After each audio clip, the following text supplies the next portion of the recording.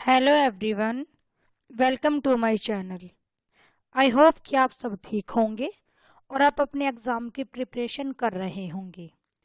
तो जैसा कि मैंने इस BEGC 132 जो ये हमारा सब्जेक्ट कोड है, selection from the Indian writing cultural diversity, तो इसके रिगार्डिंग मैंने एक फुल बुक रिवीजन डाल रखी है।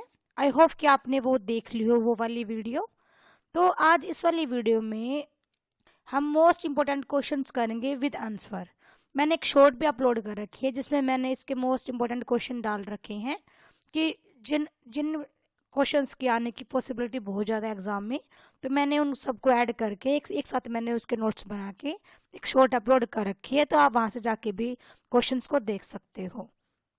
लेकिन इस वाली वीडियो में हम इन सभी क्वेश्चंस के आंसर जानेंगे। इन शॉर्ट में मैं आपको कोशिश करूंगी बताने की, क्योंकि ये वाली वीडियो जो हमारी है इसको मैं एज ए रिविजन लेके चल रही हूँ आपके लिए, और मैं ये मान रही हूँ कि आपने इसकी जो फुल बुक रिवीजन वाली वीडियो है आपने उसको अच्छे से कवर अप कर लिया होगा। यदि आप इन क्वेश्चंस को ही अच्छे से प्रिपेयर कर लेते हो एग्जाम के लिए, तो मैं बिल्कुल आपको श्योरिटी दिलाती हूँ, बिल्कुल आपको विश्वास दिलाती हूँ कि आपके अच्छे मार्क्स एग्जाम में आने से कोई नहीं रोक सकता। क्योंकि मैंने इन नोट्स को इसी प्रकार से आपके लिए रेडी किया है कि आपको बहुत ज़्यादा हेल्प मिल सके और आप अच्छे से अपना एग्ज़ाम अटैम्प्ट कर सको अपने एग्ज़ाम टाइम पे। तो देखिए स्टार्ट करते हैं हम अपना फर्स्ट क्वेश्चन जो कि मोस्ट इम्पोर्टेंट है। क्वेश्चन नंबर 1 हमारा, जिसमें हमसे पूछा जा सकता है कि भक्ति मूवमेंट क्या होता है और भक्ति मूवमेंट का क्या लिंक होता है सूफीज्म के साथ। इसके अलावा भक्ति और सूफी पोइट्री को सिमिलर क्यों माना गया है, या फिर दोनों में सिमिलरिटीज क्या होती हैं। इसके अलावा क्या क्या इसके सिग्निफिकेंस होते हैं भक्ति मूवमेंट के, तो उसके बारे में ही हमारे फर्स्ट क्वेश्चन रहने वाला है। ये क्वेश्चन एग्जाम में आने के बिल्कुल फुल चांस है, इसको आप मार्क कर सकते हैं कि ये क्वेश्चन बहुत ज़्यादा इंपॉर्टेंट है। तो देखिए, वैसे तो ये सारे क्वेश्चन ही इंपॉर्टेंट है जो मैं आपको कराऊंगी इस वीडियो में, बट ये क्वेश्चन आपको एग्जाम में देखने को बिल्कुल मतलब शॉर्ट ही है कि जरूर एग्जाम में आएगा ये वाला क्वेश्चन। तो देखिए, यदि हम बात करें भक्ति मूवमेंट की, तो भक्ति मूवमेंट्स का मतलब क्या होता है। देखिए, जो भक्ति वर्ड होता है वो एक संस्कृत वर्ड है जिसका मीन्स क्या होता है, डिवोशन, मतलब कि किसी को लेके त्याग समर्पण की जो भावना होती है ना, वही होता है डिवोशन। इसके अलावा भक्ति मीन्स होता है द लव ऑफ गॉड, मतलब अपने भगवान के लिए जो हम भक्ति करते हैं उसका मीनिंग भी भक्ति ही होता है। ये बहुत ज़्यादा एक इम्पोर्टेंट मतलब ये कंसेप्ट है अपने हिंदुज़म में। भक्ति वर्ड जो है बहुत ही इम्पोर्टेंट मतलब अपना एक प्लेस रखता है हमारे हिंदू रिलीजन में। इसके अलावा देखिए, वैसे तो जो हिंदू और जो सूफिज्म है दोनों ही जो मतलब जो मूवमेंट्स है, या फिर जो भक्ति और सूफिज्म दोनों ही मूवमेंट्स थे, दोनों ही बिल्कुल मोस्ट ब्यूटीफुल स्पिरिचुअल पाथ है। यदि हम बात करें तो ये दोनों ही बहुत अच्छे मतलब एक रास्ते हैं जो हमको भगवान तक लेके जाते हैं। ये दोनों ही मतलब लोगों को आपस में कनेक्ट होकर रहने के लिए बोलते हैं कि सब शांति से रहें, सब हैप्पीनेस से रहें, और अपने मतलब जो हमारा नेचर है उसको सब उसके बारे में सोचते हुए सब शांति से रहें और बिल्कुल खुशी से रहें। ऐसा ही मानना है सूफिज्म और भक्ति दोनों ही मूवमेंट्स का। देखिए, यदि हम बात करें इस मूवमेंट्स की, तो ये इंडिया में ओरिजिनेट हुआ था और फिर उसके बाद ये पूरे वर्ल्ड में स्प्रेड हो गए थे। ये देखिए, भक्ति मूवमेंट्स में ऐसे थे जिसकी जो जो लोग थे ऐसे झूमते हुए भजन कीर्तन करते हुए चलते थे, और इन्होंने ही भक्ति मूवमेंट को पूरे हमारे इंडिया से होते हुए पूरे वर्ल्ड में इसको फैला दिया था। तो अगर करें यदि हम बात करें भक्ति मूवमेंट्स की स्टार्टिंग की, तो ये स्टार्ट हुआ था 7th सेंचुरी से 8th सेंचुरी के बीच में इन केरला एंड तमिलनाडु में। इसके बाद ये धीरे धीरे कर्नाटका, महाराष्ट्र और नॉर्थ इंडिया में फैल गया था। कब तक? 15th सेंचुरी तक ये अच्छे से फैल गया था। और यदि हम बात करें इसके पीक टाइम की, तो 15th सेंचुरी और 17th सेंचुरी जो जिसके बीच का जो टाइम था, ये भक्ति मूवमेंट का बिल्कुल एक पीक का टाइम था।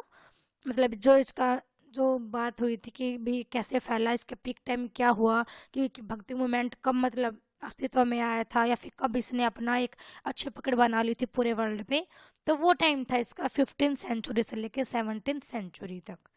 और देखिए, जो भक्ति मूवमेंट था वो साउथ इंडिया में फैला था। जो अल्वराज और जो नारायणाज थे, उन्होंने जो अल्वराज थे वो डिवोटेड टू लॉर्ड विष्णु और जो ये लॉर्ड विष्णु की ये पूजा करते थे, जो अल्वराज थे, और जो नारायणाज थे वो लॉर्ड शिवा की पूजा करते थे। इसके अलावा ये फिर ऐसे घूमते हुए ये भजन कीर्तन गाते हुए चल चल दिए, और इन्होंने धीरे धीरे अपने सारे मतलब ये सारे तीर्थ स्थानों पे गए, जहाँ भी गए इन्होंने वहाँ पे टेम्पल्स मतलब बिल्ड करा दिए बहुत सारे, और इसी तरीके से इन्होंने मतलब अपने इस धर्म को बिल्कुल अच्छे से बिल्कुल स्प्रेड कर दिया था all over the world, and also in our India.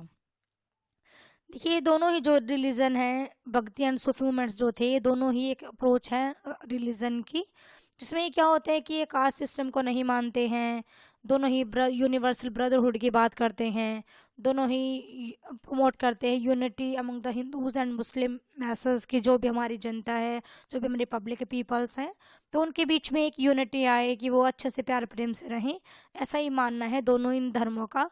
और ये चाहते हैं कि हम बिल्कुल अच्छे से हम एक दूसरे की हम रिस्पेक्ट करें, और रिस्पेक्ट करते हुए हम आगे बढ़ें साथ साथ, और हम में कोई भी भेदभाव ना रहे, ऐसा मानना है इन दोनों मूवमेंट्स का। इसके अलावा देखिए जो सूफी मूवमेंट है वो भी हमारे इंडिया में ही ओरिजिनेट हुआ था। कब कहाँ हुआ था? नॉर्थ इंडिया में हुआ था, और 17th सेंचुरी में ही हुआ था ये भी।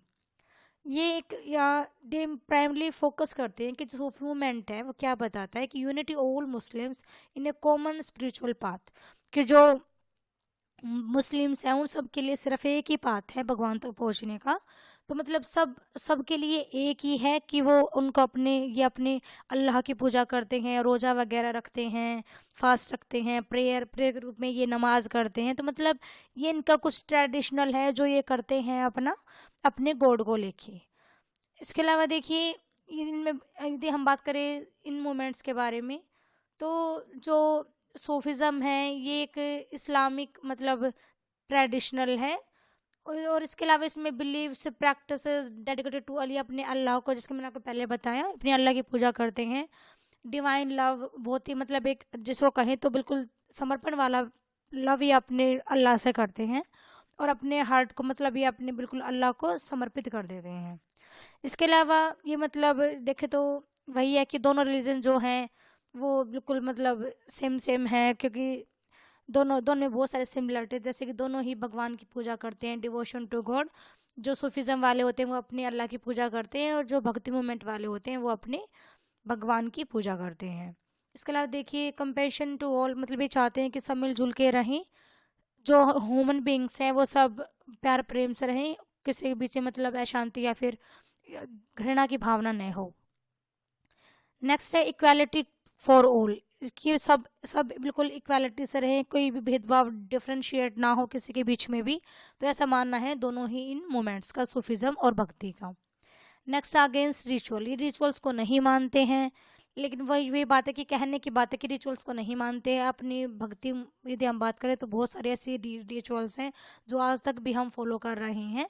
तो मतलब यहाँ पे कहा गया है इसके बारे में, देखिए अगेंस्ट रिचुअल्स की, रिचुअल्स को ये नहीं मानते हैं। नेक्स्ट है म्यूजिक, कि दोनों ही जो फॉलोवर्स थे सूफिज्म और भक्ति मूवमेंट्स के, दोनों ने ही अपने भगवानों का जो लव था उसको म्यूजिक, पोइट्री और डांस के थ्रू उसको स्प्रेड किया था ऑल ओवर द वर्ल्ड। तो ये देखिए ये बात हो गई हमारी भक्ति एंड सूफी मूवमेंट्स की। इसके अलावा आपसे डिफरेंस के बारे में भी पूछ सकता है कि भक्ति मूवमेंट्स में और सूफी मूवमेंट में क्या डिफरेंसेस हैं।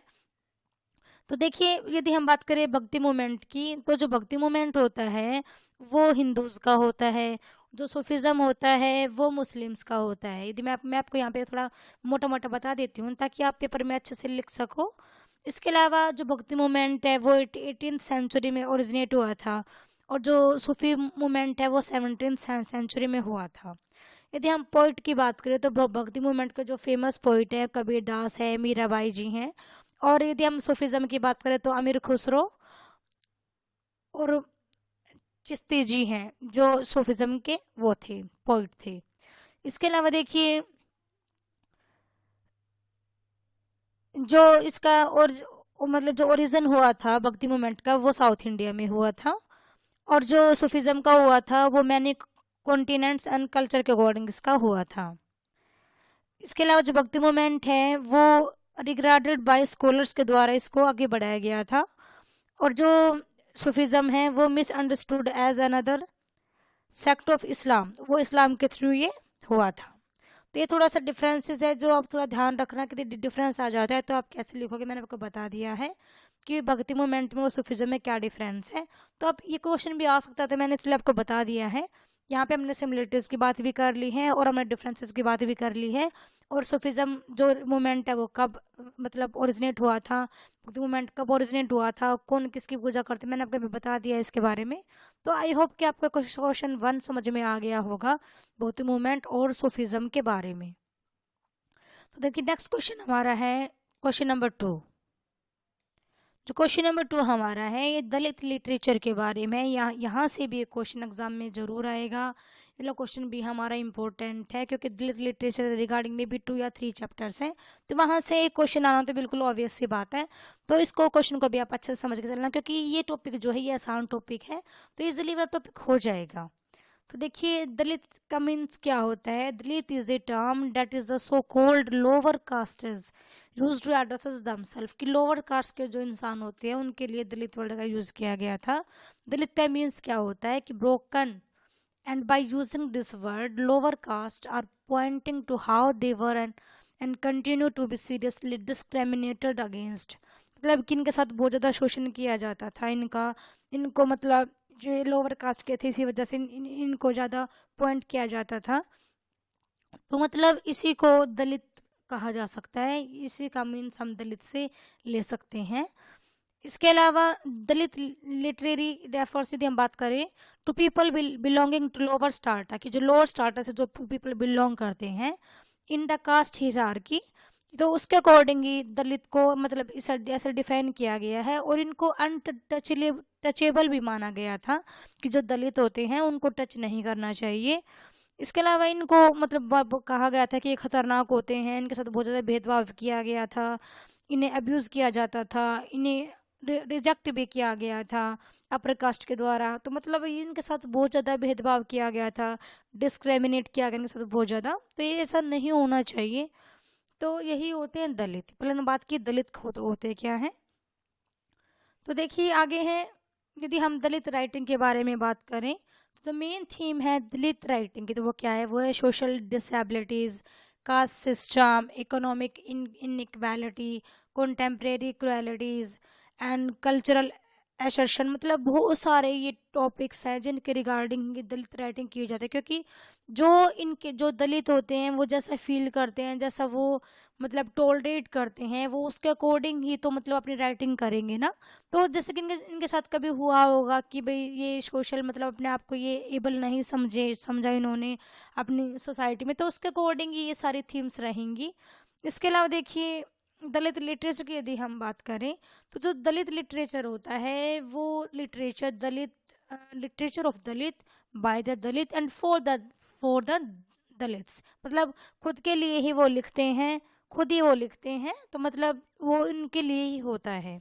जो दलित लिटरेचर होता है वो रिफ्लेक्ट करता है होप्स को कि वो फ्रीडम चाहते हैं, जो एक ग्रुप ऑफ पीपल है जिन्होंने बहुत कुछ सहा है, चाहे वो सोशल हो, इकोनॉमिक हो या फिर कल्चरल इनइक्वालिटीज हो, उन्होंने बहुत कुछ सहा है, तो वो चाहते हैं कि इन सब से हमको आज़ादी मिले, यही चाहते हैं दलित लिटरेचर। इसके अलावा आप यहाँ से इसके अलावा पढ़ सकते हो यहाँ से भी इसके बारे में कि कैसे क्या कुछ हुआ था। तो इसके अलावा यदि हम बात करें आगे main feature of Dalit literature की, तो जो दलित लिटरेचर है वो क्या दिखाता है कि दलित जो होते हैं वो एक इम्पोर्टेंट पार्ट है हमारी इंडियन सोसाइटी के। और ये मतलब दलित का मीन्स ये नहीं है कि ब्रोकन पीपल्स है, नहीं, ऐसा कुछ नहीं है, क्योंकि इन्होंने भी बहुत ज़्यादा मतलब इन्होंने मतलब अपना एक अच्छा स्थान पा लिया है हमारे सोसाइटी में। इसके अलावा यदि हम बात करें तो दलित लिटरेचर जो है वो एक न्यू मूवमेंट है विच कॉल्ड फॉर ए चेंज, जो कि एक चेंज की बात करता है, वो चाहता है कि एक चेंज आए हमारी सोसाइटी में और हमको ऐसा कुछ हमको सहन ना करना पड़े, जैसे मतलब किसी को भी ऐसा सहन ना करना पड़े जैसा इन सब ने किया है। इसके अलावा जो दलित मूवमेंट या फिर जो दलित राइटिंग थी वो स्टार्ट हुई थी महाराष्ट्र से, लेकिन उसके बाद ये धीरे धीरे हमारी कंट्री के हर पार्ट में फैल गई थी। स्टार्ट हुई थी महाराष्ट्र से, मतलब कि जो दलित मूवमेंट था वो कहाँ से स्टार्ट हुआ था, वो हमारा महाराष्ट्र से स्टार्ट हुआ था। इसके अलावा जो दलित लिटरेचर है वो बताता है कि मतलब कि जो मराठी थे, तो वहाँ पे जो दलित कॉन्फ्रेंसेस हुई थी 1960s में, तो वहाँ पे जो मराठा मराठी में हुई थी। और उसके बाद ये बहुत सारी मतलब मराठी लैंग्वेज में कॉन्फ्रेंस हुई थी दलितों के लिए 1960 में, जो कि धीरे धीरे पूरी मतलब बहुत सारी लैंग्वेजेस में हमारे इंडिया में फैल गई थी। तो ये बात होगी हमारे दलित लिटरेचर के बारे में। आई होप कि आपको समझ में आया होगा दलित लिटरेचर। अब हम करेंगे अपना क्वेश्चन नंबर 3, जो कि है नॉर्थ ईस्ट इंडिया के बारे में, कि यहाँ से भी क्वेश्चन एग्जाम में आना ही आना है, क्योंकि ये वाला टॉपिक भी इम्पोर्टेंट है। मैं आपको फिर बता रही हूँ, टॉपिक सारे इंपॉर्टेंट है, सारे क्वेश्चन जो आपको करा रही हूँ सारे ही क्वेश्चन इंपॉर्टेंट है। तो आप किसी को भी स्किप मत करना, क्योंकि आपने यदि एक क्वेश्चन भी छोड़ दिया हो सकता है कि एग्जाम में वही वाला क्वेश्चन आ जाए। तो मैंने आप में भी 8 या 9 क्वेश्चन होंगे, आप बस इनको अच्छे से कर लेना। मैं आपको बिल्कुल श्योरिटी दिला दूँ कि आपका एग्जाम बिल्कुल अच्छा जाने वाला है, बस आप इनको अच्छे से कर लेना। तो इस क्वेश्चन में देखिए, इस क्वेश्चन में हम इतने सारे क्वेश्चंस को कवर अप करेंगे इस एक क्वेश्चन में। तो देखिए, यदि हम बात कर रहे हैं नॉर्थ ईस्ट इंडिया की, तो 7 सिस्टर के यदि आते हैं, जो कि 7 सिस्टर के नाम से देखिए आपको पता ही होगा, अरुणाचल प्रदेश, मिजोरम, मणिपुर, मेघालय, नागालैंड, त्रिपुरा, असम और सिक्किम, ये 7 सिस्टर होती हैं। तो इनको ही, सॉरी फॉर डेट, 7 नहीं, ये 8 सिस्टर होती हैं। मतलब इनको देखिए 1 2 3 4 5 6 7 8 ये स्टेट हैं। तो ये सारे नॉर्थ ईस्ट इंडिया में आते हैं और इनको 8 सिस्टर कहा जाता है। तो देखिए, जो इनका जो कल्चर है, जो इनके ट्रेडिशंस वगैरह हैं, वो हमारे स्टेट के मतलब एक अलग ही तरीका का यहाँ पे कल्चर और ट्रेडिशनल पाया जाता है। तो जहाँ जो जो यहाँ का जो लिटरेचर है वो भी ऑब्वियस सी बात है कि वो भी चेंज होगा। इसके अलावा जो north Bengal used to be a part of Assam before 15th century, मतलब 15th सेंचुरी से पहले नॉर्थ बंगाल जो एक प्लेस था वो भी असम का ही पार्ट था, लेकिन बाद में इसको चेंज कर दिया गया था। इसके अलावा देखिए, जो असम की लैंग्वेज थी वो एक फर्स्ट स्टेप था। Bengali had already become widely spoken, जो बंगाली लैंग्वेज थी वो ऑलरेडी बोली जाती थी, लेकिन जो मतलब जो असमी जो लैंग्वेज थी उसके लिए एक फर्स्ट स्टेप था कि उसने अपनी एक अच्छी पकड़ बना ली थी अपनी सोसाइटी में। देखिए, नॉर्थ ईस्ट इंडिया के बारे में है कि इतने वंडरफुल प्लेस है, बहुत ही अच्छा। जब कभी चाहो तो आप घूम के आना, आपको पता चलेगा। जो ये 8 स्टेट है, जो कि मैंने आपको बताया था अभी, 8 सिस्टर ये, तो यहाँ पे एक रिच ट्रेडिशनल है, यूनिक कल्चर है, बहुत ही ब्यूटीफुल नेचुरल ब्यूटी है यहाँ पे, यदि हम कहें तो बिल्कुल अमेजिंग जिसको हम कह सकते हैं। मतलब इतना अच्छा क्लाइमेट होता है, इतना अच्छा नेचर होता है, और ये बहुत ही अच्छे से वेलकम करते हैं अपने पीपल्स का, गेस्ट का। तो यदि आपका कोई प्लान बने तो आप एक बार जरूर घूम के आना नॉर्थ ईस्ट इंडिया। इसके अलावा जो नॉर्थ ईस्ट इंडिया का जो लिटरेचर है वो 8 स्टेट का मतलब उससे कहीं ज़्यादा वो हमको बताता है, सिर्फ इन 8 स्टेट के बारे में नहीं बताता।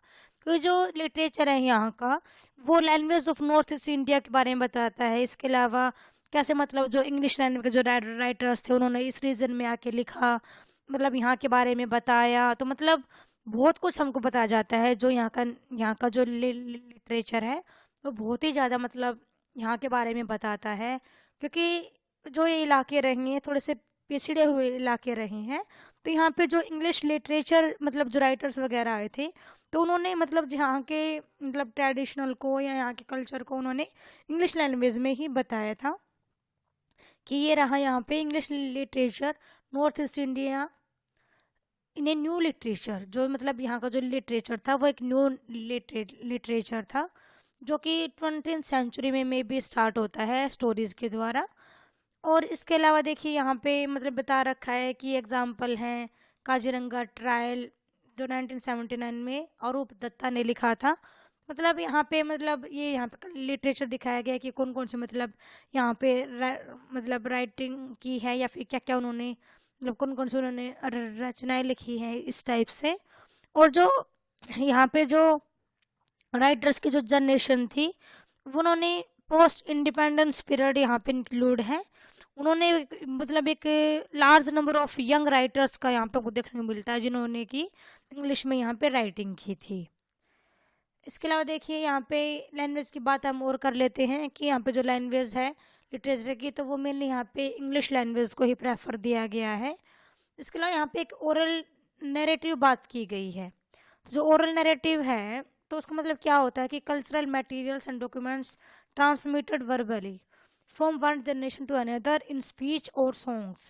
कहने का मतलब क्या है कि जो वहाँ के जो लोग हैं जैसे लेडीज हैं तो वो कुछ सॉन्ग्स कुछ ऐसे मतलब फोल्क सॉन्ग्स बैलेड्स वगैरह गाती हैं, तो मतलब उन्हीं को ओरल नैरेटिव्स में मतलब जो राइटर उन्होंने उसको चेंज करके उसको लिख दिया है, मतलब वही है ओरल नैरेटिव्स। तो मतलब कि जहाँ जैसे कि अब आप सबको पता होगा जैसे कि जैसे गीत वगैरह गाए जाते हैं जो हमारे फोल्क सॉन्ग्स होते हैं तो वो गाए जाते हैं, तो मतलब वही ओरल नैरेटिव्स हैं कि वहाँ का मतलब हर स्टेट का अपना अलग होता है, तो उसके अकॉर्डिंग ये ओरल नैरेटिव टर्म बताई गई है।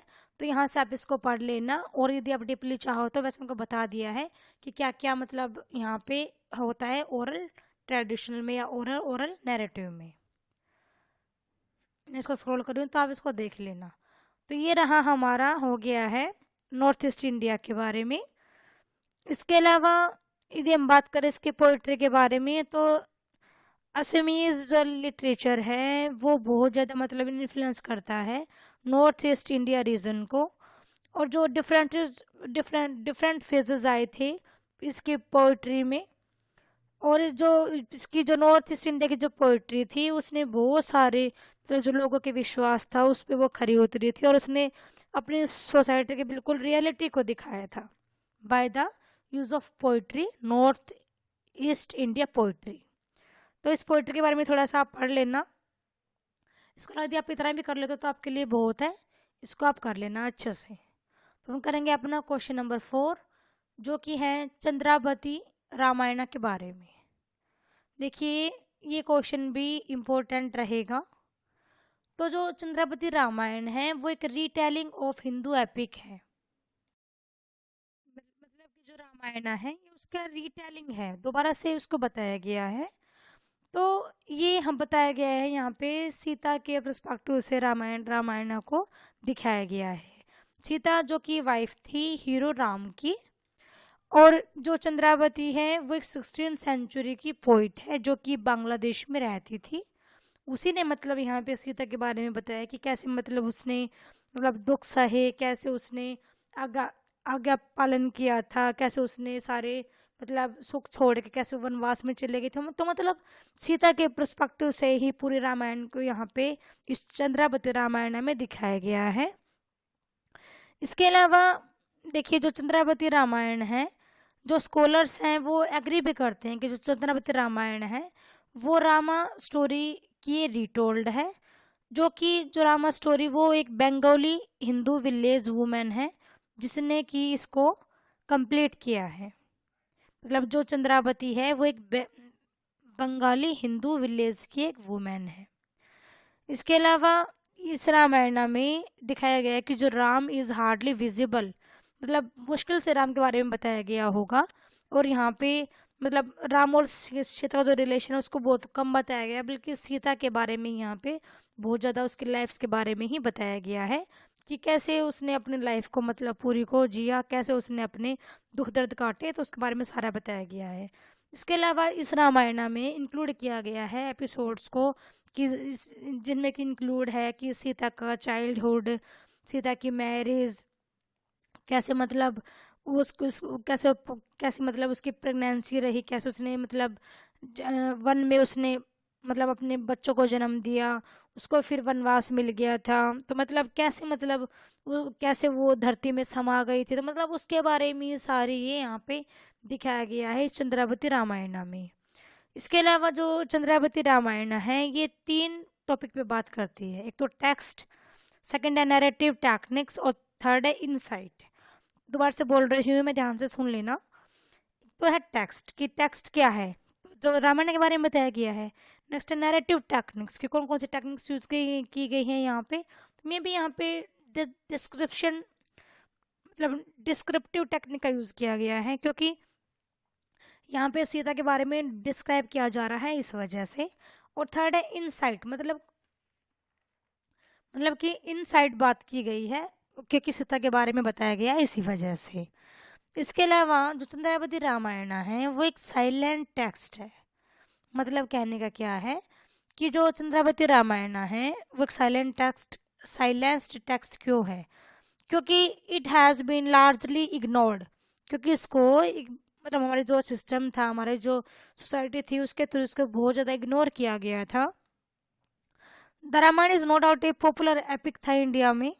जो चंद्रावती रामायण थी ये तो जाके कहीं ये 15th सेंचुरी में जाके मतलब लोगों को पता चला था कि ऐसे कोई चंद्रावती रामायण भी है।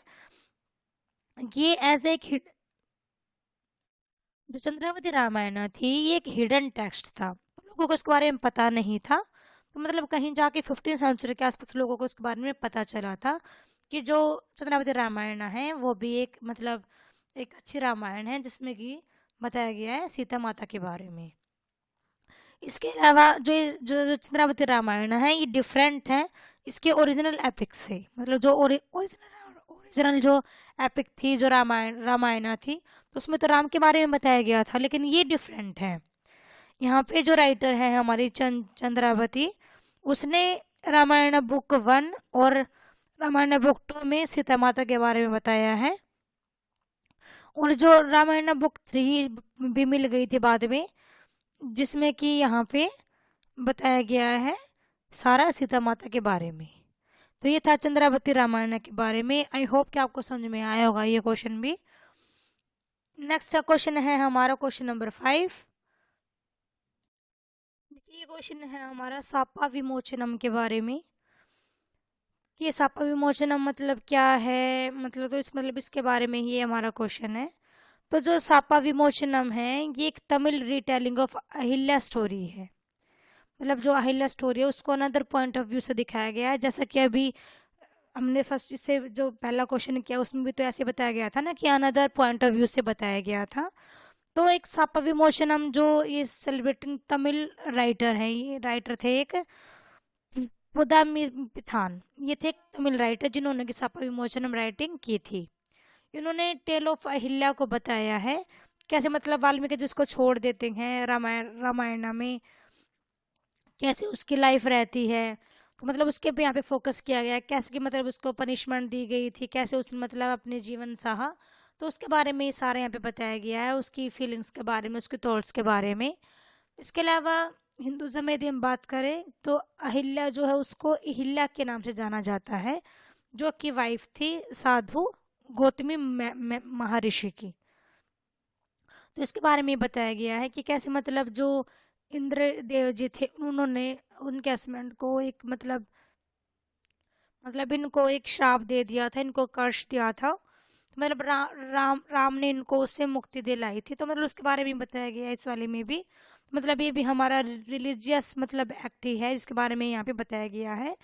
और जो ये स्टोरी है ये स्टीरियोटाइप और मिथ को ये मतलब इसके बारे में यहाँ पे एक क्वेश्चन बताती है रीडर्स को, तो इसके बारे में आप देख लेना। और इसके अलावा जो ये स्टोरी है ये काइंड ऑफ गॉड्स और इंद्र भगवान थे उनके बारे में बताते हैं कि कैसे मतलब उन्होंने यहाँ पे मतलब कि उनको श्राप दे दिया था इसी वजह से। तो इसके अलावा देखिए जो ब्रह्माना से जो थे वो 9th से 6th सेंचुरी BC के बीच में ये थे। और इन्होंने मतलब राइट किया था मिडेवल पीरियड में हमारे हिंदू स्क्रिप्चर्स के बारे में, हमारे पुराण के बारे में। It is told twice in the Ramayana and twice in Mahabharata. मतलब रामायण और महाभारत में भी इसके बारे में बताया गया है। जो हमारे राइटर थे उन्होंने अहिल्या लाइफ को उनके कास्ट के बारे में, उनके फेमिनिस्ट मॉडल के बारे में बताया है। और बताया कि कैसे मतलब उन्होंने कैसे मतलब जो लेडीज़ थी उनके खिलाफ जो लेडीज़ हो गई थी, कैसे मतलब उनके जो सोशल नॉर्म्स थे वो भी उनके खिलाफ हो गए थे। तो इसके बारे में ही इसमें बताया गया है सापा विमोचनम में। तो सापा विमोचनम जो है ये एक स्टोरी है, ये भी एक रीटेलिंग स्टोरी है जो कि अहिल्या के बारे में है, जो कि अंदर पॉइंट ऑफ व्यू से बताई गई है। हमारे जो राइटर थे पोदोमी पिथान ने इनके बारे में बताया था, जो कि एक तमिल राइटर थे। नेक्स्ट क्वेश्चन हमारा है क्वेश्चन नंबर 6, जो कि है mad lover, the mad lover, जो कि शशिश कुमार दास ने इसको लिखा था। तो जो शशिश कुमार दास है, शशिर कुमार दास, वो एक अच्छे लिंग्विस्टिक थे, पोइट थे, प्ले राइटर थे, ट्रांसलेटर थे और एक प्रोलिफिक स्कॉलर भी हुए हैं ये हमारे लिटरेचर के। इन्होंने बहुत सारी रचनाएं की हैं, मतलब बहुत सारी इन्होंने राइटिंग की है, बहुत सारी लैंग्वेज में इन्होंने लिखा है, एक अच्छे स्कॉलर भी रहे हैं हमारे इंडियन लिटरेचर के। तो इन्होंने एक मैड टर्म का यूज किया है, मैड लवर। इन्होंने ये मैड लवर यूज किया है to describe a person who is deeply and passionately in love, कि जो बिल्कुल डीपली और पैशनेट है, ये मतलब लव में बिल्कुल पड़ा हुआ है, बिल्कुल पागल है ये। This term originate from the work of Indian poet Shishir Kumar Das, who wrote a poem by the same title, मतलब इन्होंने एक सेम टाइटल से एक पोएम भी लिखी है, द मैड लवर, जिसके बारे में हम बात कर रहे हैं। ये जो प्ले है, इनका जो ऐसे है, वो थीम को एक्सप्लोर करता है, लव की ओबेशंस को या डिस्क्रिप्टिव पावर को, इसके बारे में बताता है। जो इनका इनका जो लिखा है ऐसे, उनमें 3 पॉइंट मेन है। तो देखिए जो 3 पॉइंट मेन है वो क्या है। तो फर्स्ट तो है the recurring image of the mad lover in both भक्ति एंड सूफी पोइट्री, कि बार बार एक इमेज बनती है, मतलब कि एक जो मैड लवर है वो भक्ति पोइट्री में भी है, जो कि मिडिवल पीरियड में था, और सूफी पोइट्री में भी है सेम टाइम पे। मतलब जो मैड लवर थे, जो मतलब ये हो सकता है कि एक डिवाइन लव हो अपने गॉड को लेके, तो इस टाइप से। Second, the similarity between the Bhakti and the Sufi movement in the context of ecstatic religious experience through the liberal use of secular legends, traditional songs and dance. मतलब कि यहाँ पे बताया गया है कि मतलब किस प्रकार से जो क्या सिमिलरिटीज है भक्ति और सूफी मूवमेंट में। तो दोनों ही मतलब बहुत ही मतलब मोटिवेट करते हैं हमारे पीपल्स को, बहुत ही मतलब उदारपूर्वक ये धर्म रहे हैं, मतलब ये धर्म की अच्छे से बात करते हैं, उनके ट्रेडिशनल के बारे में, उनके सॉन्ग्स के बारे में और उनके डांस के बारे में। जो थर्ड है वो है the ecstasy of a lover towards it beloved in the same as the ecstasy of the poet worshipper towards God। मतलब ये बताया गया है कि जैसे परमानंद एक लवर को आता है अपने, मतलब जो इसकी लवर है उसको लेके, तो वैसा ही सेम जो एक लव होता है वो एक पोइट को आता है अपने भगवान को लेके। इस बारे में शशिश कुमार दास ने बताया है, मतलब समान होता है एक लव वो जो एक भगवान के लिए कोई पोइट रखता है, और सेम ही एक लवर जो अपने बिलव्ड के लिए रखता है, दोनों ही बिल्कुल सेम होते हैं, दोनों में ही परमानंद आता है। जो शशिश कुमार दास है उन्होंने भक्ति और सूफी मूवमेंट दोनों के बारे में ही अच्छे से बताया है कि जो मैड लवर है वो एक मेटाफर के रूप में उन्होंने यहाँ पे यूज़ किया है। तो यहाँ पे different parts of the Indian medieval and pre medieval periods में यहाँ पे ये बात हमको देखने को मिलती है, जो कि शशिश कुमार दास ने बताया था। इसके अलावा शशिश कुमार दास ने नोटेड किया है कि जो प्रेजेंस है सिंगल लिटरेरी ट्रेडिशनल की, तो उन्होंने कंपेयर किया है 2 डिफरेंट मूवमेंट्स में, भक्ति मूवमेंट में और सूफी मूवमेंट में। तो उन्होंने इन दोनों के बारे में मतलब डिफरेंस बता के ही इन्होंने कंपैरिजन किया है, और उसके थ्रू इन्होंने बताया कि कैसे मतलब जो मैड लवर होते हैं वो कैसे मतलब लव करते हैं अपने भगवान को लेके। इसके अलावा इन्होंने बहुत सारी सिमिलरिटीज भी पाली थी अप्रोच टू गॉड के लिए।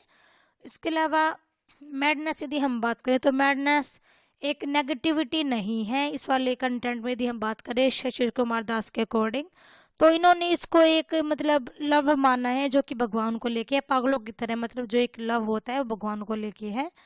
और शशिश कुमार दास शो करते हैं कि जो सूफी पोइट्स हैं और जो इंडियन रिलीजियस जो पोइट्स हैं वो एक लव करते हैं गॉड को। और जो ये ऐसे है ये क्या बताता है हमको कि religious fervour and ecstasy of the poet of the medieval period, कि जो उस टाइम के जो पोइट थे वो बहुत ही ज़्यादा मतलब भगवान से प्यार करते थे, मिडिवल पीरियड के जो भी थे वो सब। तो यही बात मेन हमको बताता है ये द मैड लवर ऐसे। तो ये था हमारा शशिर कुमार दास का द मैड लवर। नेक्स्ट हमारा क्वेश्चन नंबर 7, जो कि है यूनिटी ऑफ हेरिटेज। देखिए यदि हम बात करें यूनिटी ऑफ हेरिटेज या यूनिटी इन डाइवर्सिटी, तो देखिए आप सबको पता है कि जो इंडिया है वो एक मल्टीलिंगुअल सोसाइटी है, यहाँ पे मैनी लैंग्वेजेस हम यूज़ करते हैं टू स्पोकन के लिए। तो मतलब यहाँ पे हर टाइप से आपको डिफरेंसेस देखने को मिल जाएंगे। हमारी हिस्ट्री में भी इस बात को हम देख सकते हैं कि कैसे मतलब अलग अलग मल्टीलिंगुअल डेवलपमेंट हुई है, कैसे मतलब डिफरेंट डिफरेंट टाइप में डिफरेंट डिफरेंट डेवलपमेंट हुई है, कैसे मतलब जो हिस्ट्री है वो लिखी गई हमारी इंडियन लिटरेचर। मतलब इसको रिकॉर्ड करना, इसको बताना एक अच्छी मतलब बहुत ही मुश्किल का काम है, क्योंकि इंडिया जो है वो एक बहुत सारे मतलब रिलीजियस यहाँ पे रहते हैं, बहुत सारे रिलीजन का ये एक देश है जहाँ पे अलग अलग धर्म जाति के लोग रहते हैं। फिर भी हम एक ही मतलब कि हम बात करें तो हम एक ही बॉन्ड में हम सब बंधे हुए हैं कि वी ऑल आर इंडियंस। इसके अलावा देखिए बहुत सारे लैंग्वेज के बारे में बात की जाती है कि जो इंडियन लिटरेचर है वो बहुत ही बड़ा लिटरेचर रहा है, क्योंकि मेन बात है यहाँ पे लैंग्वेज में भी बहुत सारी लैंग्वेज बोली जाती हैं। तो इंडिया में जो लैंग्वेजेस हैं उसकी मतलब मतलब लैंग्वेजेस तो हमारी ऑथराइज्ड कर दी गई हैं, लेकिन उसके बाद भी बहुत सारी लैंग्वेजेस हैं जो कि हमारी इंडिया में पर स्टेट बोली जाती हैं। तो मतलब हर चीज़ में डिफरेंस देखने को मिलेगा आपको, चाहे वो म्यूजिक में हो, आर्ट में हो, पेंटिंग में हो, मतलब हर टाइप से आपको डिफरेंस देखने को मिल जाएगा जो कि हमारी लैंग्वेज को लेके है। इसके अलावा जो इंडिया है वो बिल्कुल रिच है कल्चर से, हेरिटेज से। तो यहाँ के जो लोग हैं वो डिफरेंट रिलीजियस के हैं, डिफरेंट कल्चर के हैं, फिर भी वो एक सिंगल हार्मनी में रहते हैं। इसके अलावा जो यहाँ ये एक यूनियन है इंडिया, डिफरेंट डिफरेंट लैंग्वेजेस का, फूड का, ड्रेस का, बिलीव्स का और अदर कल्चरल आइडेंटिटीज़ का। इसके बाद भी बिल्कुल ही मतलब सेम हम रहते हैं, बिल्कुल सेम हार्मनी में हम सरवाइव करते हैं सब। इसके अलावा जो मतलब हमारा जो हेरिटेज है, हमारा जो कल्चर है वो बहुत ही ज़्यादा रिच है, क्योंकि जो हमारा कल्चर है वो हमारे स्कॉलर्स ने लिखा है, जो उन्होंने हमारे कल्चर को ही हमारे लिटरेचर में दिखाया है, इसी वजह से।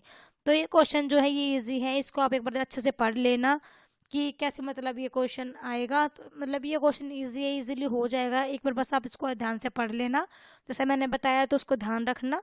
तो ये क्वेश्चन इजी, ये क्वेश्चन हमारे इजीली हो जाएगा। तो देखिए आज की हमारी वीडियो कंप्लीट हो जाती है। मैंने आज टोटल ये देखिए टोटल में भी 7 क्वेश्चन कराए हैं इस वाली वीडियो में, लेकिन मैंने यहाँ पे देखिए ऐसे कर करके भी ये क्वेश्चन भी आ सकता है, ये भी आ सकता है। मतलब इस टाइप से मैंने आपको टोटल में भी 12 या 13 क्वेश्चन आपके अप्रोक्स या में भी ज़्यादा भी हो करा दिए होंगे। तो आई होप कि आपको समझ में आए होंगे सारे क्वेश्चन। बस आप इन क्वेश्चन को मैं बार बार कह रही हूँ अच्छे से कर लेना, अच्छे से इन क्वेश्चन को रेडी कर लेना बस आप, और आपके एग्जाम में अच्छे मार्क्स आने से कोई भी नहीं रोक सकता है, ये मैं आपको बिल्कुल विश्वास दिलाती हूँ। आप इन क्वेश्चन को बस अच्छे से कर लेना, एग्जाम में आपको अच्छे मार्क्स जरूर से ज़रूर मिलेंगे। तो आज हमने किए हैं अपने यहाँ पे 7 क्वेश्चन, जो कि हमारे थे हमारी इस बुक BE-GC 132 के रिगार्डिंग ये हमारे क्वेश्चन थे, जो कि मोस्ट इंपॉर्टेंट क्वेश्चन हमारे रहेंगे। मैं बार बार कह रही हूँ बस इन क्वेश्चन को आप कर लेना, आपके एग्जाम में अच्छे मार्क्स आपको खुद ही आपको फील होगा एग्जाम के बाद कि हाँ मैम ने ठीक कहा था, हमने अच्छे से रेडी कर लिए थे और हमारा एग्जाम अच्छा गया है। तो आई होप कि आपके लिए ये वीडियो हेल्पफुल रहे। Best of luck to all for your exam. आप अच्छे से अपनी प्रिपरेशन कीजिए और आपके अच्छे मार्क्स आने से कोई नहीं रोक सकता है। Thanks everyone. यदि आपके लिए हेल्पफुल रहे मेरी वीडियो तो प्लीज़ ज़्यादा से ज़्यादा इसको शेयर कीजिए, मेरे चैनल को सब्सक्राइब कीजिए, और यदि आपको कोई प्रॉब्लम है तो यू कैन कमेंट ऑल्सो। तो यदि आपको लग रहा है कि आपकी बहुत ज़्यादा हेल्प हो रही है तो प्लीज़ वीडियो को शेयर कर दीजिएगा, ताकि मेरे को भी थोड़ा सा मोटिवेशन मिल जाए। यदि आपको कोई प्रॉब्लम है किसी भी तरह की तो आप कमेंट कर सकते हैं। इसके अलावा बार बार बच्चों के कमेंट आ रहे हैं तो मैंने PDF चाहिए, तो मैंने आपको PDF लिंक मैंने डिस्क्रिप्शन में डाल दिया है। अब वहाँ से यदि आपको कोई प्रॉब्लम है तो आप यूट्यूब पे भी कमेंट कर सकते हो। इसके अलावा यदि आपको फिर भी कोई मतलब मेरे से कांटेक्ट करना है तो आप टेलीग्राम चैनल पे जाके भी कर सकते हो। तो मैंने बहुत सारे बच्चों को कमेंट किया है कि जो टेलीग्राम का जो लिंक है वो है हमारा इग्नू BAG विद निशा के नाम से है। तो आप जाके वहाँ पे सर्च कीजिए, सारा कंटेंट आपको वहाँ पे अवेलेबल है, वहाँ पे जाके भी आप देख सकते हो जितना भी मैंने आपको आज तक कंटेंट कराया है, चाहे वो मतलब हमारी पूरी PDF हो या फिर शॉर्ट्स वगैरह की PDF हो, तो सारे आपको वहाँ पे मिल जाएंगी। तो वहाँ से जाके आप देख सकते हो। इसके अलावा यदि आपको कोई भी प्रॉब्लम है तो आप टेलीग्राम पे चैनल पे जाके आप वहाँ पे चैट में आप अपनी बात को मतलब छोड़ देना, तो मैं वहाँ पे भी आपको रिस्पॉन्स ज़रूर करूँगी। और और मैं अपनी तरफ से यहाँ पे पूरी हेल्प करने की आपकी कोशिश कर रही हूँ। और इसके अलावा मैंने यहाँ पे जितने भी कमेंट आ रहे हैं तो मैं सबके जितने पॉसिबल हो पा रहे हैं मैं सबके रिप्लाई कर रही हूँ। यदि फिर भी आपका कोई प्रॉब्लम है तो आप कमेंट में ज़रूर बताइएगा और आप अच्छे से अपनी प्रिपरेशन करें। Best of luck to all. Thanks everyone. Thanks for watching.